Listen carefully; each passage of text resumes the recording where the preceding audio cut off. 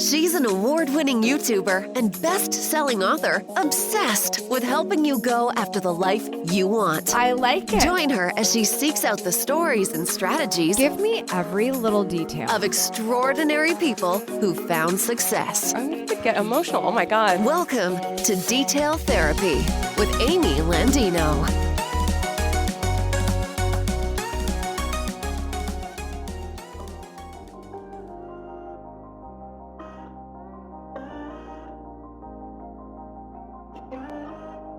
Good morning, good life. Welcome back to Detail Therapy. In this episode, we're getting into the details about podcasting. What does it take to create a successful podcast? We're going to be discussing it. I'm going to be breaking it down between the do's and the don'ts of building a podcast. And I'm going to be sharing the strategies I've learned from podcasting that has helped us achieve 1 million downloads on this show in just around 100 episodes, which is very, very exciting. So I want to share that win with you and talk about how we got there. If you're new here, hello, my name is Amy Landino and I will be your host. I'm a success coach and founder of Gatlu House, a resource dedicated to helping you go after the life you want. You can see all of our work, including the show notes for this podcast, by visiting detailtherapy.online. The elephant in the room for me, your Irish host, is that tomorrow, if you're listening to this the day it comes out, is St. Patrick's Day. And St. Patrick's Day is a big deal in my house, in my family.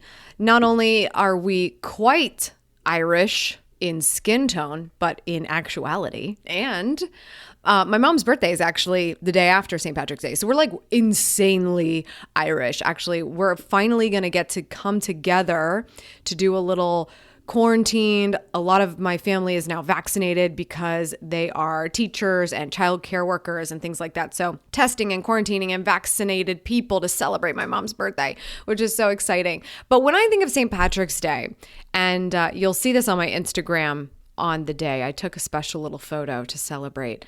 It gets me thinking about luck and the concept of luck and how sometimes when you see something is the case for someone, let's say it's that, oh, Amy's podcast hit 1 million downloads. That's exciting. You might look at that and say, well, you know, she's very lucky in this way, or she got lucky over here, or a little bit of luck played into it over there. And you might notice this about some other people too. Maybe somebody's showing up out of nowhere for you and you're like, wow, like how lucky. That's so cool. Like that couldn't happen to me. Because luck, right? When we say someone is lucky or that luck has come into play for them, that is our way of saying, oh, because it is a happenstance, it could not happen to me necessarily, or it's less likely to have the stars align and happen for me. And I always think about this luck complex because it is such an easy thing to say in a situation you don't know a whole lot about because it's not your journey and you actually don't know all of the other ingredients that went into this recipe. Now, does luck never affect a trajectory? Of course not. There's going to be a little bit of luck in everything and you have to take it when you can get it, but you can't take it if you're never attempting to get it.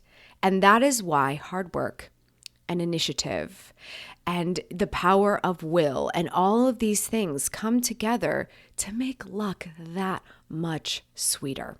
So while I'm sharing a win with you today, and you are absolutely a major direct factor as to how we got to that win, please know that there may have been some luck that came along for me in a lot of different ways, but it had more to do with what I did in execution and who I listened to and how I help them and my why and the legacy I work for and the life I want and all of the work that goes in to creating that. As we celebrate St. Patrick's Day, respect luck for what it is. It's icing on the cake because you still need to bake the crap out of that cake.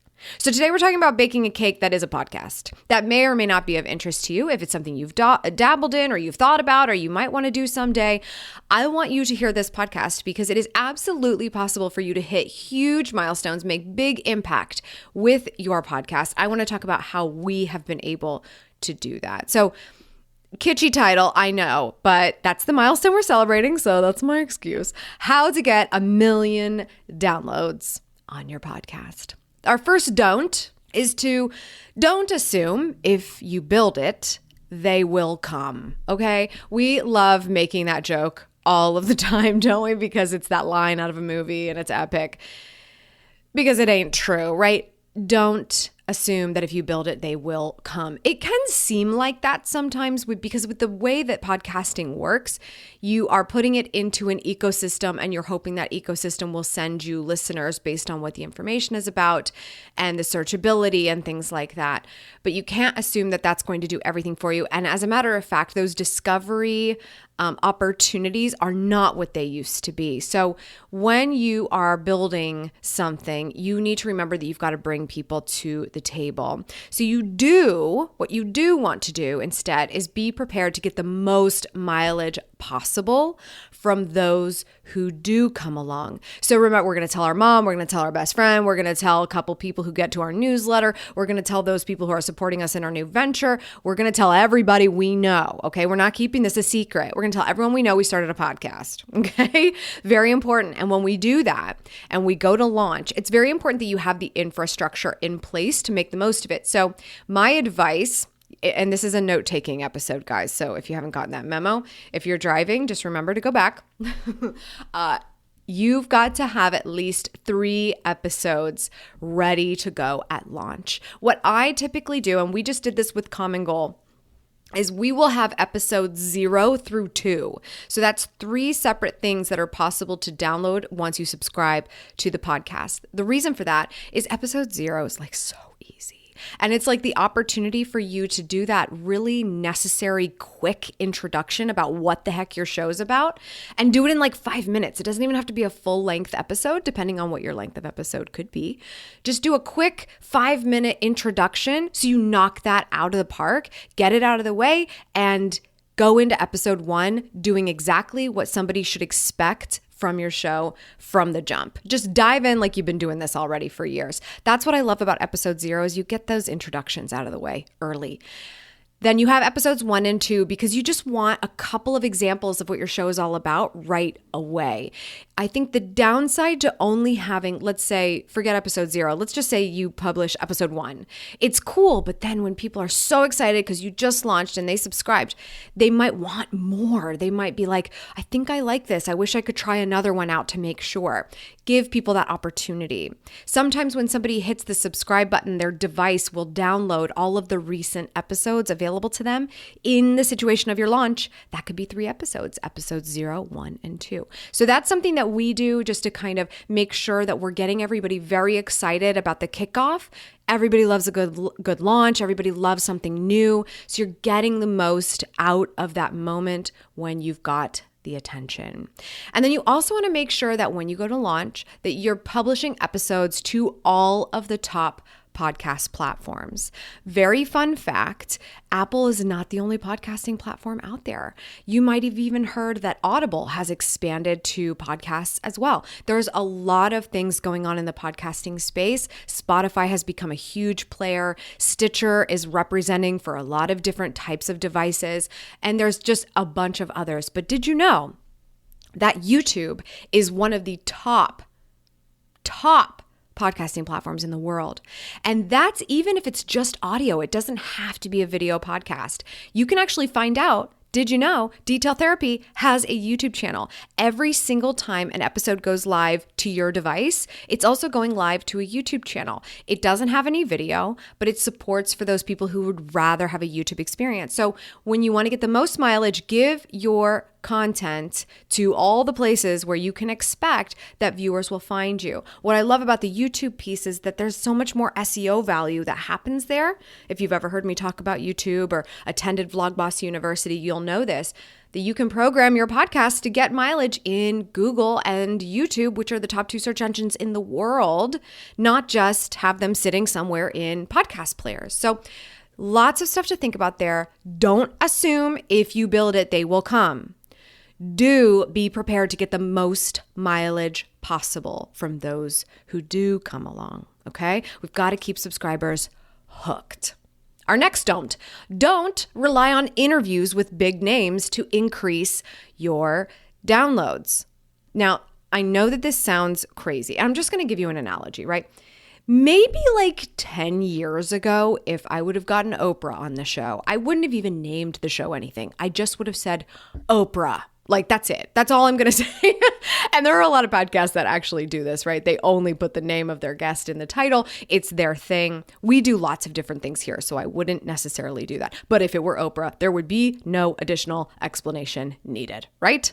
Right. So that's a thing. But even today, I know this is going to sound crazy, but even today, if I were to get Oprah on the show, which, wow, what a day that would be. It's not enough for you to just get a name. It's not. It's lazy, actually. You need to prove that you represent a community. So let me break this down.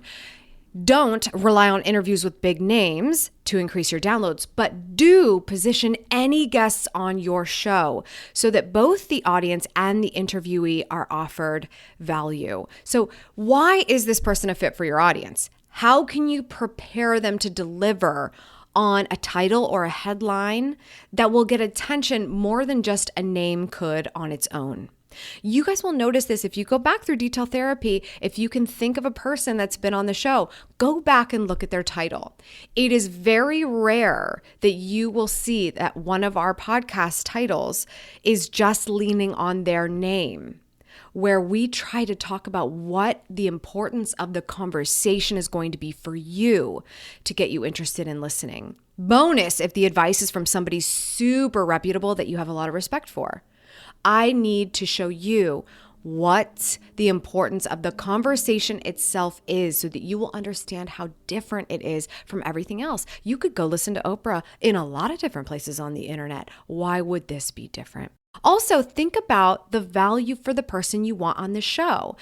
A lot of people email me and ask me to be on their podcast, and that's one of the coolest things. I'm not going to lie about that, but there's only so many times I can go on a podcast and say the same things all the time. I get a lot of the same questions, and I'm not knocking anyone down because maybe they're framing that question in a way that's appropriate for their audience. Sure, but you're thinking about you and you're thinking about your audience. Have you thought about me as well? What is the benefit for me other than, let's say, the arbitrary promotion or exposure to your fabulous audience? I don't doubt that. I think that's amazing. But have you thought about what it's like to be in my position? For me to take 25 minutes, 35 minutes, 45 minutes, sometimes people ask me for an hour, for me to take an hour out of operations of my business. What are you going to do to sweeten the deal? And why the reason I'm bringing this up is not just because it's not just about getting big names for the downloads. You got to make it worth it for that person if you're going to use them at all, whether their name's in the title or you sweetened it, right? Is it a good time for the person that you're asking to be on the show to be on? And the reason I ask is because sometimes you're going to get somebody way more interested to be on your show and have an interesting conversation because they have something happening at that moment that they're being held to a milestone for, and they have incentive to go around and start promoting themselves. For instance, I tend to do more podcast interviews when I'm launching a book or launching a product because it will focus the area of attention as to what I want to talk about, and it will help me stay focused on what my end game is, because at this season of time, I'm promoting something. I'm promoting a book. I have to do that if I want it to be successful. You'll notice a lot of times you listen to shows, you hear the guest plugging something if they're smart. It's because they're in a promotional period for what they're pitching. That's life. That's how you get people to be on your show. And sometimes you get them to be on your show and it's still not free. And there are times where I actually will have somebody buy books in order to have me on the show because they need to show me that they understand my time is worth it. And that's how I can justify taking those moments to chat with them, to answer their questions, and spread the word to their audience. There's a really beautiful moment in your career when you can do that. I realize a lot of people who want to get interviewed don't need to be paid for it because they're just very excited that they're going to be on a show. And that could totally be the case. But if you're starting a podcast and you want to invite somebody to be on it, you need to think about, how do we make it worth their while? How do you sweeten the deal? How do you catch them at the right time? You need to think about those things. Do not dole out a canned response to every single person you want on your show that says the same thing. The number of DMs that I get just fully explaining the show, I don't want to read a 3-page long DM. I barely want to read a paragraph in a DM. So you're not winning me over on your podcast. How can you think like the person you want on your show to make them say yes? And then how do you position that conversation so the audience will actually care and not be like, oh, well, I can just watch a motivational speech of Oprah on YouTube anytime I want. What's going to be so different about this podcast? People will love you. People will love to support you. But remember, you need to continue to prove yourself to them. Next, don't. Don't just press publish on an episode and hope for the best. No crossing your fingers, no wishing for luck. Do create relevant promotional graphics and audiograms to give people a taste of what they're in for if they subscribe to the show. This is something that we do for every single episode. We have even gone so far as to tell you exactly in writing on my Instagram stories what we talk about in every episode. Because even if you don't listen, you are getting a constant billboard reminder on your Instagram that the podcast exists. And that is what we do because we are playing the long game.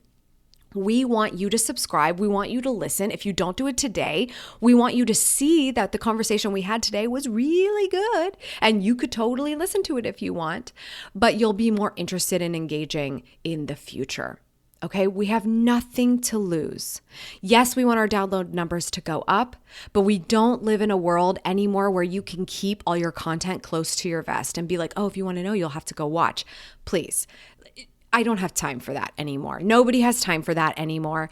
It is not the world we live in. If you have something that's in your podcast, you should turn it into a tweet. You should turn it into an Instagram post. You should turn it into a YouTube video. You should make them all different in all different ways and get your message out there. But, again, stay focused on which platforms you're using. And in this case, you're using podcasts. So do your very best, put it out there, but don't feel like you need to hide everything when you're promoting the show.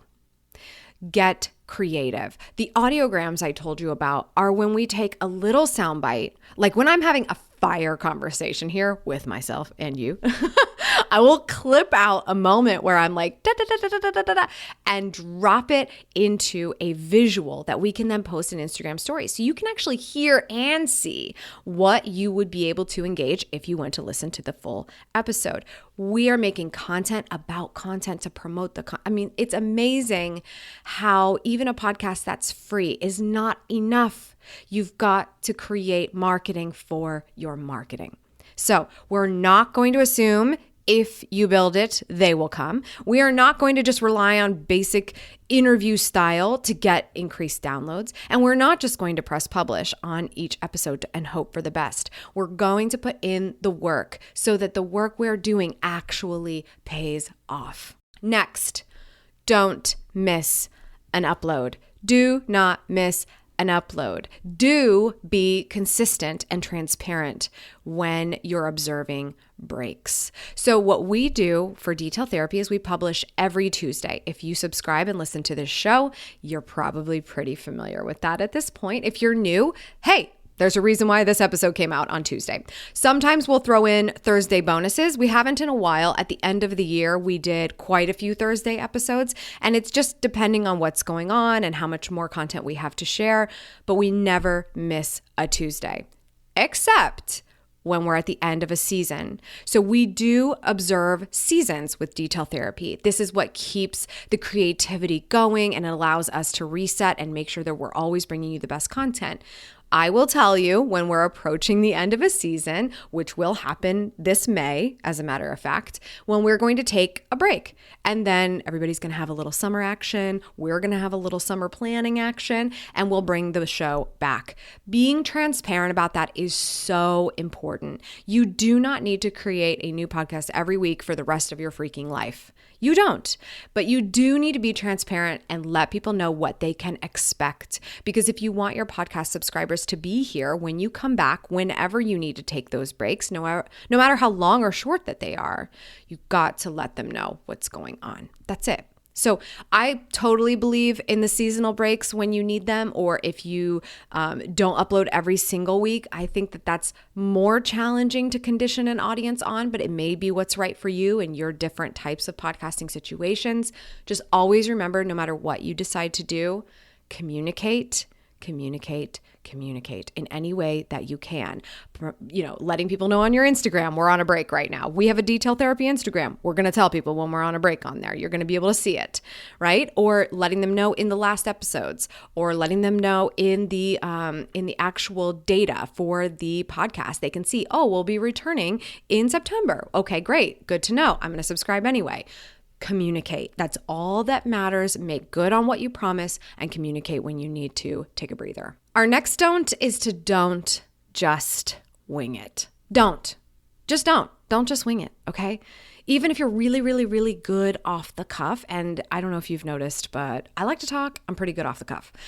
Don't just wing it, okay? Give yourself a structure that helps you shape an efficient and well thought out content episode. So you'll probably notice this about detail therapy. I start the episode the same way every single time. There's a couple change ups here and there. We might have a sponsor. We might have an additional integration thing going on, but you hear that theme song, and then you hear me summarize very quickly what you're going to get if you stay tuned for the entire episode. And then I reintroduce myself, we do a little bit of banter, and then I get into the content. It's the same every time I do a solo episode. There's also a very similar formula that we have when it's an interview format. So having that structure is great. I personally feel more creatively driven with that structure because I know as long as I kind of stick to those bullet points, that the moment where I get to just tell you everything I know and like deliver it all and give you the deets, I can have fun with that and I can go off the cuff and I can go on tangents like this. So I have bullet points of what I need to do in each episode, but some of those sections might be a little bit more creatively fluid where there's still that structure in there that gives the listener the assurance that this is not going to be a giant time suck.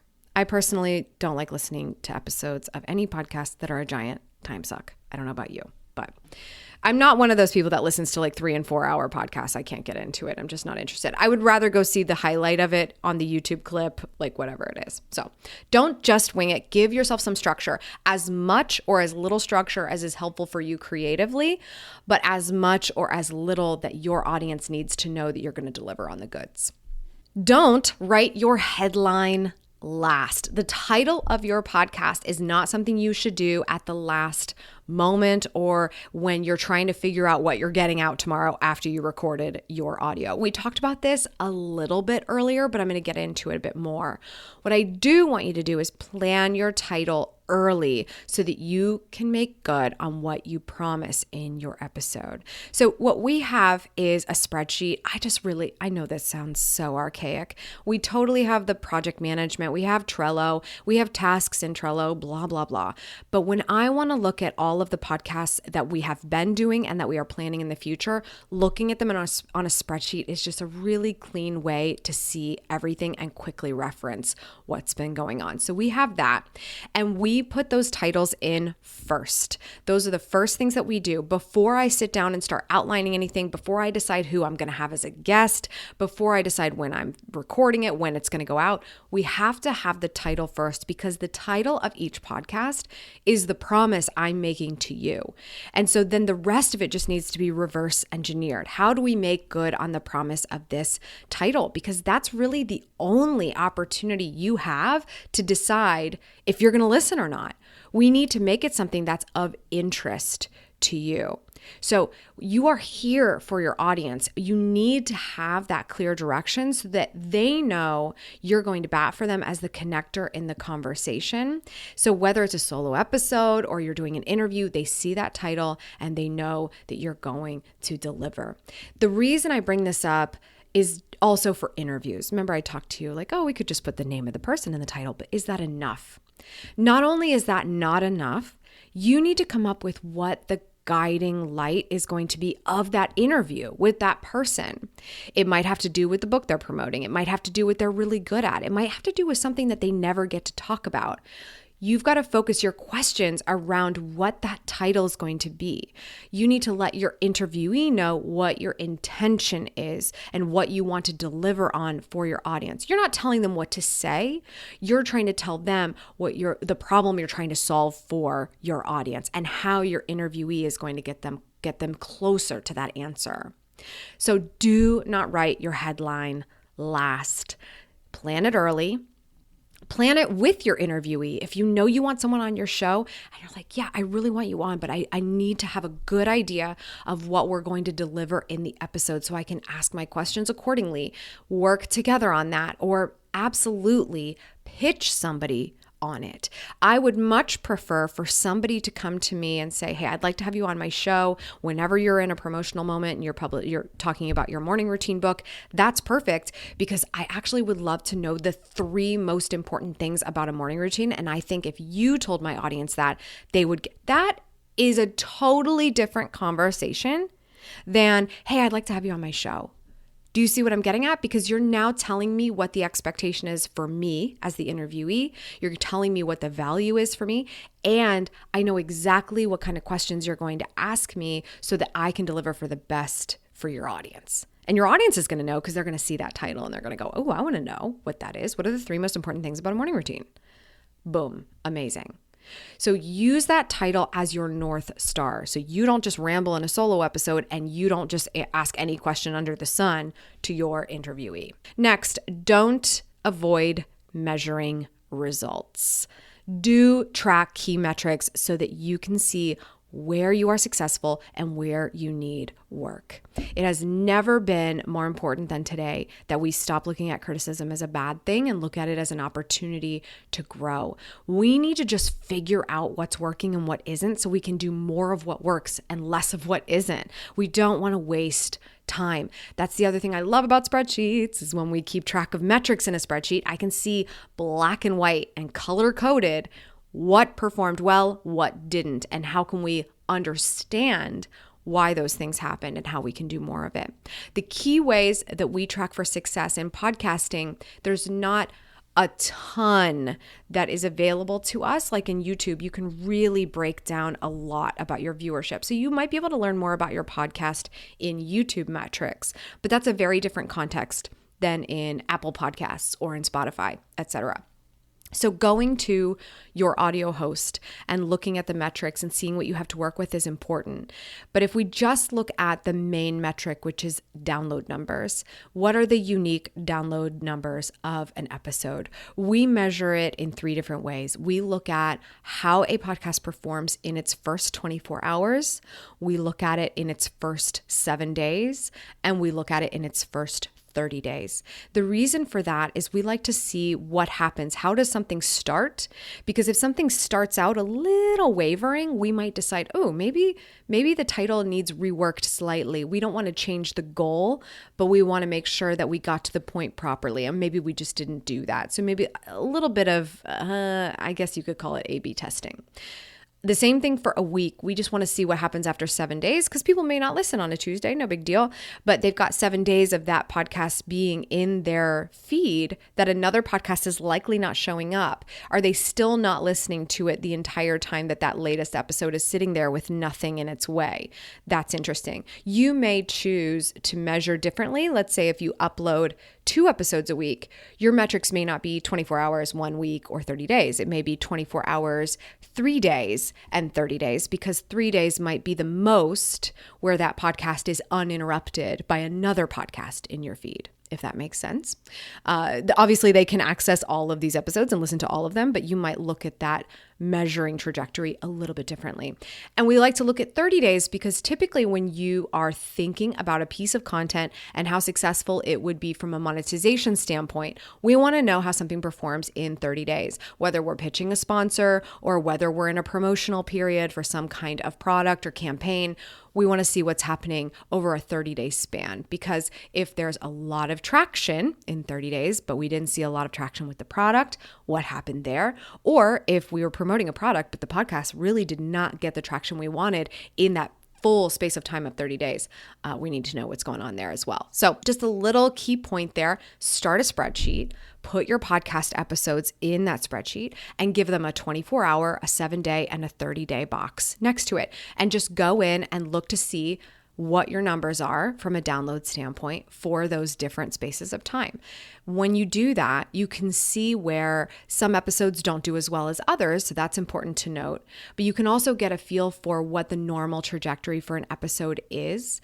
And this is kind of how we reverse engineered trying to figure out how many quote unquote subscribers we have. It's not an exact science because it really isn't telling us that. But when you know what your average is, because you're looking at all those numbers and how they are similar, it really does kind of indicate to you how many people are subscribed that are tuning in on a regular basis. And I find that to be extremely useful. Next, don't forget to ask for reviews. It is so important. Again, we have to take criticism when it comes in. We do want to take that constructive criticism, and that is a great place for it. But we have to encourage people to get outside of their normal routine and take that time for us. So remember to ask, if you have had a good time with this show, or if you have other thoughts, share them in the place for reviews. There's not a lot of different platforms that allow for reviews, Apple being the most important one, but those reviews do really show up when people are trying to decide if they want to subscribe to a show or not. They want to see the reviews. They want to see how close to 5 stars that you're ranking with your community. And this is just very important. If I see a podcast has 200 episodes and it only has 2 reviews, that to me says that you've been working so hard on just publishing, but not hard enough on making sure that the relationship with your listener is in a good place, that you didn't even ask them to share their thoughts publicly with your content. So I don't take as many of those podcasts as seriously when I'm looking at Apple Podcasts. And I think that that's something that you can consider for your end listener as well. Are they taking you seriously if you're not getting anyone to chime in publicly to say how they like your work? Don't go it alone if you're not sure what to do. Something I have been talking to a lot of clients in the Gatlu Society about is podcasting. And probably the hardest part about it is getting started, knowing where to find an audio host, knowing how to get all of your feeds going to the Spotify and to YouTube and to Apple and to Stitcher and to Audible, whatever the case may be. So it can pay off even if you can handle the editing of your own podcast and the show notes and everything on the in between every single episode. The beginning tends to be very challenging, and you may want to hire someone. So do hire someone to help you with the launch of your podcast if you feel it's too much at the start. If you can just get that piece taken care of for you, and of course collaborating with this person to make sure it's what you want it to be, but you still own access to everything, so you are not fighting to figure out how to work your own podcast. I don't want that to happen either. But even if you don't have somebody working with you week after week after week because you're bootstrapping it, it does pay off to have somebody make sure that you've set it up properly. So remember that and outsource what you're not good at. If this is the reason you never start your podcast, that's a huge loss to the world. So don't let that be the case. Don't forget to write decent show notes. Do make looking for more information easy. So remember a couple of different things. I told you before, you can go to detailtherapy.online to see our full show notes for Detail Therapy, but we also have quicker show notes that you can swipe up to in your different podcast players. So I always make sure that in both of these places, if I mentioned something, if it was a tool, if it was a tip, if it was a sponsor, it should be very easy for you to be able to just scroll down and find a link to that information. So please remember to do that. I can't begin to tell you how many times, I know this sounds crazy, but I will listen to a show and I'll be like, you know what? I actually kind of want to hear about that sponsor. I like what they're doing. And now that I know I'm supporting this podcast by engaging with that sponsor, I'm going to go check it out. And the link will not be in the show notes. Like, guys, put a link to your sponsor in the show notes. Like, how is this not happening in 2021? I don't understand it. But always remember that whatever you're talking about in your show, make it easy for people to follow up later. Because the person I told today, you got to take notes on this one, if they're not taking notes because they're driving, they got to be able to refer back to this stuff somewhere. That's what your show notes are for. So make sure that they are very, very good. Finally, my last tip. This is how we got to 1 million downloads on this podcast. All of these pieces of advice. And don't talk to yourself. Do talk to the microphone like it is a person. You are here to help. Sometimes we're not having our best day. Sometimes we're a little moody. Sometimes we forget that there are people on the other end. It feels like we're just sitting here alone talking to a microphone, which is a lot what it looks like. But we have to have the right attitude. We have to have positivity. We have to act like our future version of ourselves. What does this look like if it was a huge success? How many people would be listening? How many people would care about the mission of your company? What would you sound like if you were living your best life on your best day? We need that person on the mic. People choose to hang out with you on your podcast because they need more positive energy. They need more exciting energy. They need more happy and entertaining energy. And that's what you can be for them. So don't act like the things that you're trying to combat in your life. Act like the person that you would want to hang around. And I hate to use the word act because I really hope that that's not a fabrication. But add a little bit of energy in what you're doing. Even if you're a little nervous, it's okay. You will get better and better and better every single time you sit down to talk. You've got to get your reps in. But you're not going to find that success is an upward trajectory along with your experience if you are not somebody people want to hang out with. So be the person somebody wants to hang out with, because that's what the opportunity is. That's why you put your earbuds in with me. I don't know what I did to deserve that. Thank you so much. I appreciate it. But the only way that I can figure it out is that I just talk to the microphone like you were sitting right in front of me. I think that's the magic of podcasting, is that somebody can feel like they're on the phone with their dear friend, but you're really just listening to my podcast, and I'm talking a lot, and I probably need a sip of water, and you haven't gotten a word in edgewise, but we're getting there. If you're ready to create a podcast for yourself and go after the life you want to build your own business, you should join us in the Gatlu Society. We are helping people to create their full-time freedom and build a career that works around a life they love. So I'd love to see you in there. Check that out at thegatlusociety.com. We will link to that in our show notes. And thank you to everyone who has left a 5-star review of the podcast. It truly supports our work. As I indicated earlier, so important for our success. Today's shout out goes to DM Rice. Thank you so much for your 5 stars. We've got a special little gift for you if you send a note over to hello@detailspodcast.com. That's all for today. Thank you so much for tuning in. I appreciate it. As always, remember, subscribe for good vibes, kiss the ones you love, and go after the life you want. I'll see you back here on Tuesday. Cheers.